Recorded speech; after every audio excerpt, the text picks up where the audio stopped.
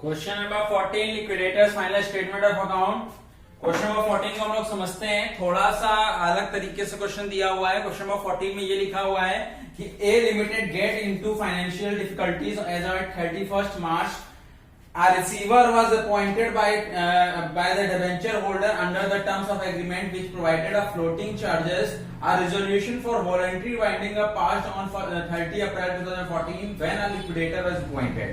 30 अप्रैल को liquidator appoint किया गया था कंपनी को लिक्विडेट करने के लिए।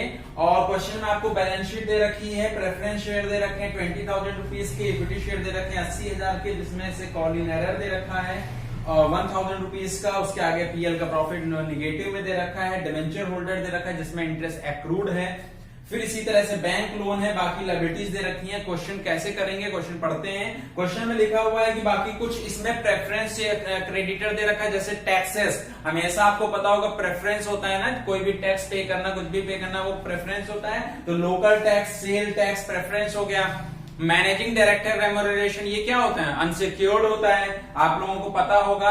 अगर नहीं पता होगा तो इंसॉल्वेंसी चैप्टर में जो list A, list B, list C, list D आपने पढ़ी होगी। लिस्ट ए अनसिक्योर्ड की होती थी, इस तरह से फुल्ली पार्टली आपने पढ़ा होगा। नहीं पढ़ा हो तो एक बार देखिएगा तो आपको समझ में आएगा। किसे प्रेफरेंस कहते हैं, किसे अनसिक्योर्ड कहते हैं। प्रेफरेंस वो जिनको प्रेफरेंस राइट होता है, अनसिक्योर्ड वो जिनको प्रेफरेंस को पेमेंट करने के बाद दिया जाएगा।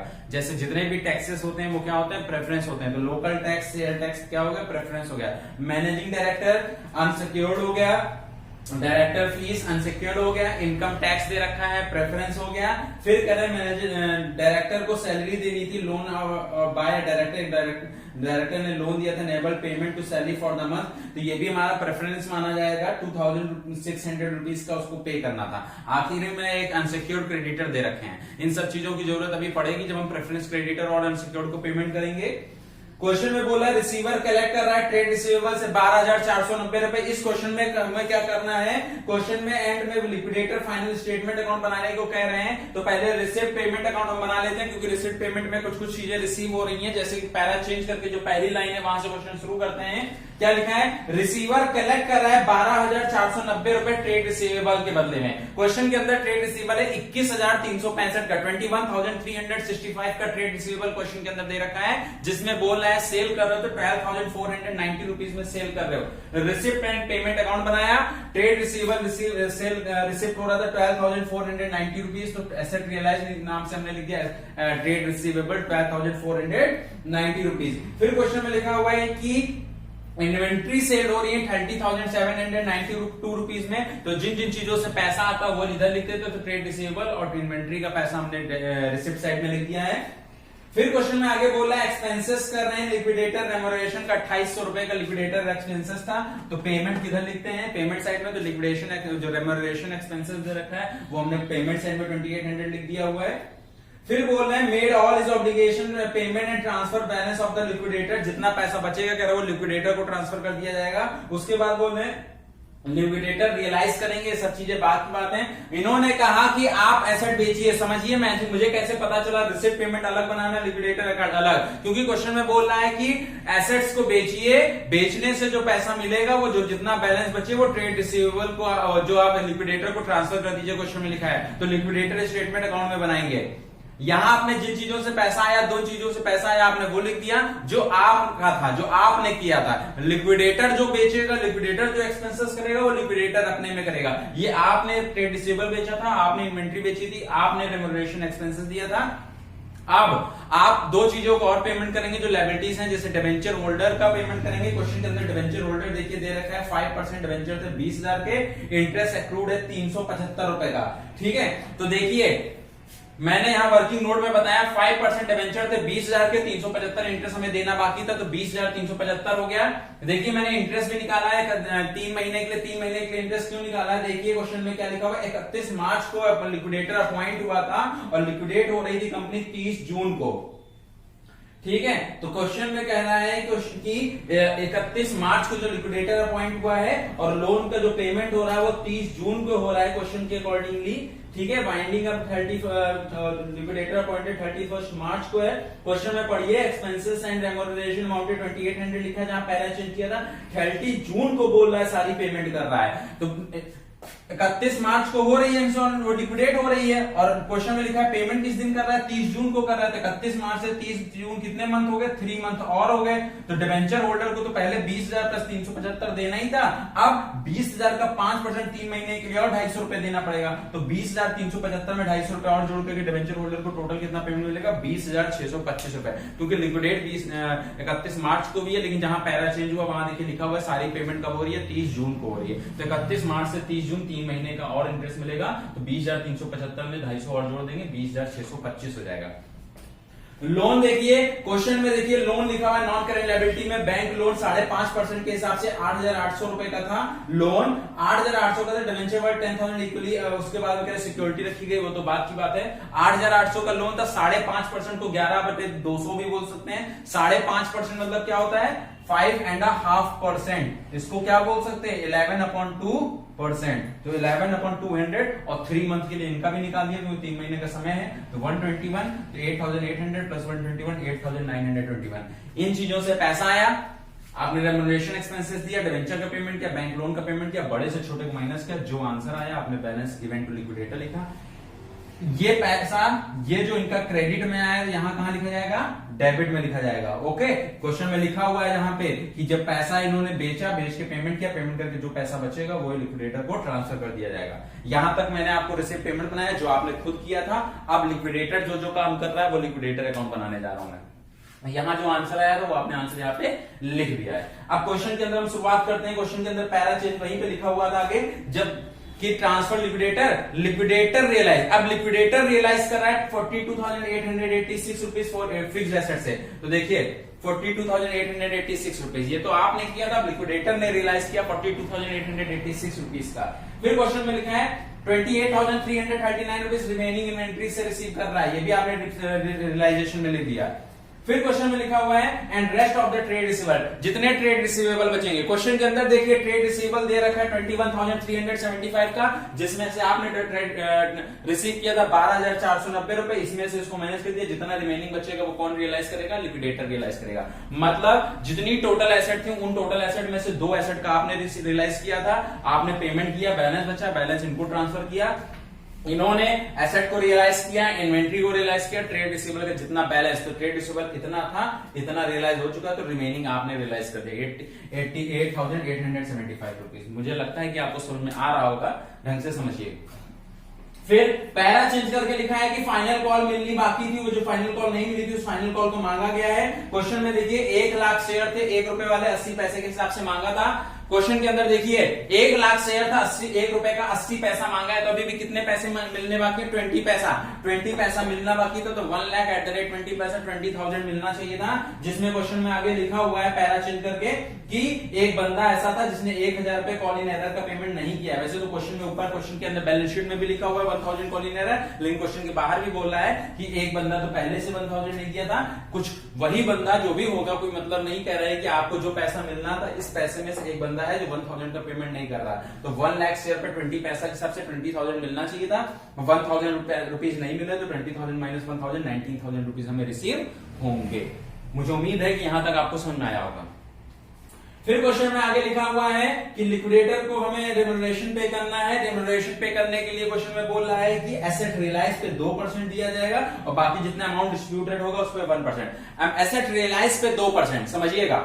एसेट रियलाइज में मैंने आपको निकाल के भी दिखाया है, ठीक है, मैंने आपको पॉइंट नंबर 2 में रेम्यूनरेशन निकाल के भी दिखाया है। वैसे आपको पता है इतने निकाल चुके एसेट रियलाइज पे, तो 80,100 19,000 टोटल आपने एसेट रियलाइज किया 99,100 का। 99,100 का 2% आपका एसेट रियलाइज पे आपने दे दिया 1,982 रुपीज। पॉइंट नंबर 2 देखिए, रेम्यूनरेशन 80,100 एड 19,000, टोटल आया 99,100, इसका 2% आपका आ गया 1,982 रुपीज आपने रियलाइज हो गया।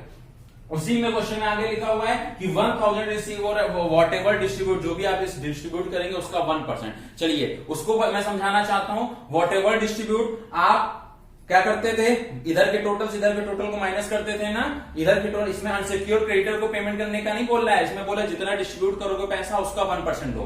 ओके, तो इधर का टोटल किया 1,10,036, आपने अभी कुछ नहीं लिखा था यहाँ पे, ठीक है। अभी जब लाइन से क्वेश्चन कर रहे हैं तो ये सब चीजें तो आपने लिखी नहीं थी, इधर कुछ नहीं पुट किया है, खाली बस इधर ही आपने पुट की वैल्यू, सारी वैल्यू को पुट किया इधर था। अभी आपने रेम्यूनरेशन निकाला 1982 रुपीज, जो आपको पता है कि आपको क्या खर्च है। रेम्यूनरेशन इसने अपना निकाल लिया, क्वेश्चन में आगे 305 रुपए लिक्विडेशन एक्सपेंसेस था वो निकाल दिया। बड़े से छोटे को माइनस के आंसर है 1,07,749। तो आपने एट द रेट 1% क्वेश्चन में बोला था, 1% 1067 रुपीज, तो 1980 प्लस 1067 टोटल रेम्यूनरेशन लिक्विडेटर को मिलेगा 3049 रुपीज। ओके, इधर के टोटल से ये तो अभी तो आपको पता नहीं था, आपने अभी बस ये रेम्यूनरेशन 1980 निकाला था वो ऐड कर लिया, क्वेश्चन के अंदर 350 एक्सपेंसेस दे रखा था वो ऐड कर लिया, तो बड़े से छोटे को माइनस के आंसर आया उसका 1% निकाल दिया, अब दोनों को जोड़ दिया। अब हम आगे वैल्यू पुट करेंगे, सब कुछ करने में ये पेमेंट अभी नहीं था, अभी तक सिर्फ आपने सिर्फ इतना के नीचे कुछ मत देखिए, इधर के टोटल से बस आपने ये सब कुछ नहीं पता था, यहाँ पे अभी कुछ नहीं पता था, रेम्यूनरेशन खाली आपने जो निकाला था वो प्लस जो एक्सपेंसेस था माइनस करके 1% आया और दोनों को जोड़ के लिख दिया। अब पेमेंट करने की बारी आती है, पेमेंट करने की बारी आती है तो क्वेश्चन में जहां शुरुआत हुई थी वो देखिए, मैंने आपको बोला था प्रेफरेंस और अनसिक्योर्ड की तरह से पेमेंट करेंगे। देखिए लोकल टैक्सेस दे रखे हैं, सेल टैक्सेस दे रखे हैं, क्या क्या हमारे प्रेफरेंस है, local tax 148, sale tax 130, add करते चले 148 प्लस 130, मैनेजिंग डायरेक्टर नहीं लेंगे, डायरेक्टर फीस नहीं लेंगे, income tax 500, 148 plus 130 plus 500 and at last में लोन के डायरेक्टर को सैलरी देनी 2600। इन चारों को ऐड करिए, 148 को, 130 को एंड 500 को एंड लास्ट में 2600 जो सैलरी देनी थी, इन चारों को ऐड करेंगे, प्रेफरेंस आ जाएगा 3378 रुपीज का, ठीक है। ये प्रेफरेंस आपका आ गया। फिर आगे देखते हैं हम लोग, प्रेफरेंस का आया, प्रेफरेंस 3378 कैसा है, local tax, sale tax, managing director जो लोन डायरेक्टर का सैलरी था उसको ऐड किया और आपने 500 रुपए जो उसको दिया था क्या बोलते हैं इनकम टैक्स, उन सबको ऐड करके 3378 आया। जहां पे क्वेश्चन में तो वहीं लिखा था रिमेनिंग क्रेडिटर है 75,567 के, उस रिमेनिंग क्रेडिटर में अनसिक्योर्ड का जो मैनेजिंग डायरेक्टर की सैलरी 1200, मैं आपको चाहिए तो यहाँ पे इस कंफ्यूजन को दूर करने के लिए मैं आपको बता देता हूं ये 3378 कैसे, अगर आप कंफ्यूज हो रहे हो तो 148 प्लस 130 प्लस 1500 प्लस 2600, ठीक, ये लोकल टैक्स है, ठीक, ये सेल टैक्स है, ये आपका 500 जो है ये इनकम टैक्स है और आपका एट लास्ट है सैलरी, ठीक। ये कैसे है, रिमेनिंग क्रेडिटर दे रखा है 75,567 का, कैसे, हम आपको वर्किंग नोट से बता रहे हैं, 75,567 का दे रखा है, ऐड कर देंगे हम इसमें, क्या ऐड कर देंगे 567, ऐड, क्वेश्चन के अंदर मैनेजिंग डायरेक्टर की रेम्यूनरेशन बोल रहा है 1200 रुपए, ऐड डायरेक्टर की फीस बोला है 3000, इन तीनों को ऐड करिए, ठीक है, 1200 और ऐड 3000, इन तीनों को ऐड करिए, आ जाएगा 79767। ये आपको मैंने समझाने के लिए खाली लिखा है बस, ठीक है। इतना हो गया, क्वेश्चन में प्रेफरेंस शेयर होल्डर थे, आपने उनको पेमेंट कर दिया। डिविडेंड पे करने की बारी आई, देखिए मैंने आपको डिविडेंड 22 मंथ का निकाला है, क्वेश्चन में देखिए प्रेफरेंस शेयर होल्डर क्वेश्चन के अंदर दे रखे हैं 200 शेयर थे 100 रुपए के हिसाब से, और प्रेफरेंस शेयर होल्डर देखिए कितना होगा, क्योंकि देखिए क्वेश्चन में लिखा है कि 31 मार्च 2014 को था, फिर क्वेश्चन में आगे वर्ड लिखा हुआ था कि देखिए क्वेश्चन पढ़िए, अभी आपको दिखेगा, मैं आपको दिखा देता हूं, क्वेश्चन में लिखा हुआ है कि लिक्विडेटर को एक्सपेंसेस देना है, प्रेफरेंस शेयर होल्डर था एंड सेल टैक्स दे रखा है, सब कुछ देखिए क्वेश्चन के अंदर दिया हुआ है, 30 जून 2014 को आप पेमेंट कर रहे हैं, रेम्यूनरेशन है, लिक्विडेटर का प्रेफरेंस पेमेंट दे रखा है क्वेश्चन के अंदर, ओके। फिर अभी देखिए, हाँ क्वेश्चन में देखिए 31 मार्च 2014 का बैलेंस शीट में दे रखा है, उसके बाद आगे से क्वेश्चन करूंगा। प्रेफरेंस शेयर डिविडेंड मैं अभी बता रहा हूं, जैसे कि हम क्वेश्चन हम लोग सब कुछ कर चुके हैं, प्रेफरेंस शेयर होल्डर का भी पेमेंट किया, सब कुछ भी किया, और प्रेफरेंस डिविडेंड की बारी आती है तो प्रेफरेंस शेयर होल्डर हमारे 20,000 दे रखे हुए हैं, 6% 200 100 रुपए वाले 6% के हिसाब से, और डिविडेंड देना है हमको, तो ऐसे एज पर सेबी रूल के अकॉर्डिंग 22 मंथ का डिविडेंड दे दिया जाता है, तो 20,000 का 6%, 22 महीने का 2200 रुपए आ गया, डिविडेंड आपने दे दिया, बाकी सबने आपको पेमेंट कर चुके हैं, आप बड़े से छोटे को माइनस किया, जो आंसर आएगा वो इक्विटी शेयर कैपिटल को पेमेंट कर दिया जाएगा 1337 रुपए। अब हम निकालना चाहें कि पर शेयर होल्डर को कितना मिलेगा, 1337 को डिवाइड कर देंगे हम किससे, टोटल क्वेश्चन में इक्विटी शेयर होल्डर दे रखे हैं 1 लाख शेयर होल्डर में से कितने लोगों ने पेमेंट नहीं किया, 5000 शेयर होल्डर ने, 1 लाख में से 5000 नहीं पेमेंट किया तो 95000 लोगों ने पेमेंट किया है, तो 1337 डिवाइड बाय 95000 पर शेयर होल्डर को कितना शेयर मिलेगा वो हमें आ जाएगा। तो ये क्वेश्चन नंबर 14 था, अच्छा क्वेश्चन है, देखिए ऐसे ही क्वेश्चंस करते जाइए प्रैक्टिस, आपको अच्छे से और समझ में आना शुरू हो जाएगा।